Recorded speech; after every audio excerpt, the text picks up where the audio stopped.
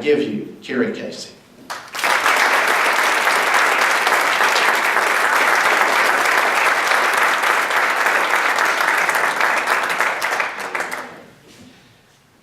I want you to know I'm very humbled of hearing what my dear friend Butch Floyd just shared with you.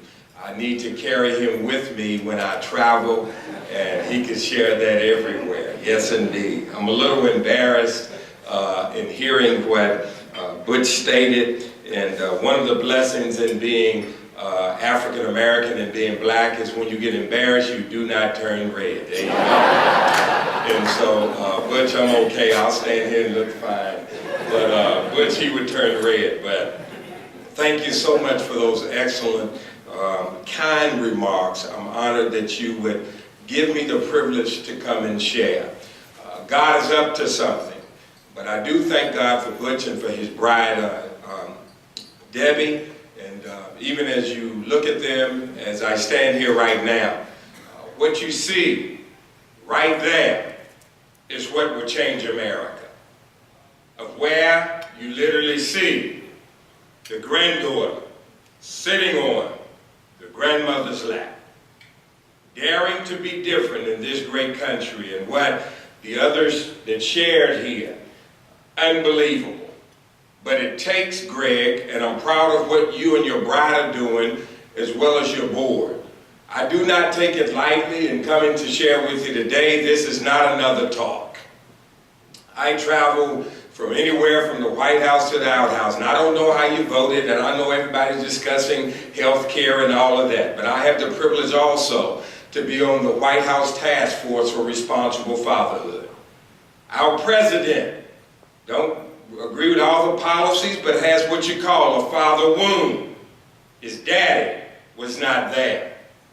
Carey, I remembered when my daddy gave me a ball, he says, but then my dad was gone. But he wants to be a good father to his daughters. The greatest thing I can do is not to come and give another talk, but to be a man of God, a husband, and a father. And I have some fun time doing it. The greatest thing that happened to me at that great basketball school, the University of North Carolina at Chapel Hill, is, oh, we have some Tar Heel fans, oh, amen. I speak at the Final Four every year, and so I go back to Kansas where our office is and all that, and they love the Jayhawks and all that. But anyway, but we don't even have to say anything, just walk in, you know, Tar Heels, we win. But anyway, but I played football at that great basketball school, and I roomed with, oh, we got some Dukes over there, amen. What is a Blue Devil anyway? But anyway, no, I'm kidding. We're fine. But the greatest thing that happened to me at Chapel Hill was not rooming with Lawrence Taylor, one of the greatest linebackers ever to play the game. And he talks about me in his book, and he says, wow, Carey Casey was a Christian, and I knew we weren't cut out for each other. And he was different. He's a Christian now.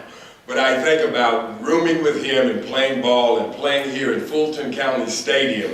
And I know I'm getting old because I traveled to cities where I used to play and the stadiums are torn down now and all of that. But anyway, but I remember playing there. But then my bride and I, we got very close at the Peach Bowl. We were dating, and we were there here at the Underground and all of that here in Atlanta. And I'm so proud that now, as I went to geography class at University of North Carolina there, and I sit on the front row, and I turned around and I saw this sweetheart sitting in the back. She had an afro about this big and all that. I got pictures and all that I can show them to you. But anyway, and I followed her out of class, and I gave her my resume. I was so scared and all this. I played football and all that, but I was scared. I knew she was going to say, no, I don't like you, and I don't want to talk. But anyway, so we've been married for 32 years, and we're here with a dear friend of mine, Alan, and his daughter, in fact, is a first grade teacher. Melanie is a first grade teacher, and I love her dearly. We were at a marriage retreat in California, and we finished yesterday. I was going to fly home and lay beside her tonight, and then fly here tomorrow night so that I could speak to the National PTA here in New York City on Saturday. But Butch Floyd, he called our staff and all of our people, and he asked them, he said, Carey, do you believe in free speech? And I said, yes, I do. He said, come and give one. And so I'm here. But anyway, I know some of you have not laughed in a while and all that, but God knows what he's doing. But I'm looking at my notes here and what I want to say. And I can't be here too long, but, you know, being black and Baptist and a preacher, we could be here all night. But I think about, that's it, no, we must, but I think about my pastor that trained me years ago. He used to say, a sermon or a good talk is like good sausage. You can cut it off anywhere and you have the same thing. And so we will do that. But anyway, I am honored to be with you, and I thank God for the halls and all that you've done for years. And the great people, the board of directors, and all of you that are here, and pastor here, being with you, the new pastor in the community, thank you for what you're doing and going to do. And all of my friends that I know, that I've met over the years, thank you so much for being here. I'm proud of what you're doing with Youth for Christ. And you think about that name, Dr. Billy Graham, and I'm proud that my friend is here this evening, and what's going to happen. And Dr. Graham's vision continues to be lived out. And I thank God for North Carolina, and I could have gone to a lot of schools, but the Lord led me to matriculate at that great citadel of higher learning in Chapel Hill. If God isn't the Tar Heel, then why is the sky Carolina blue?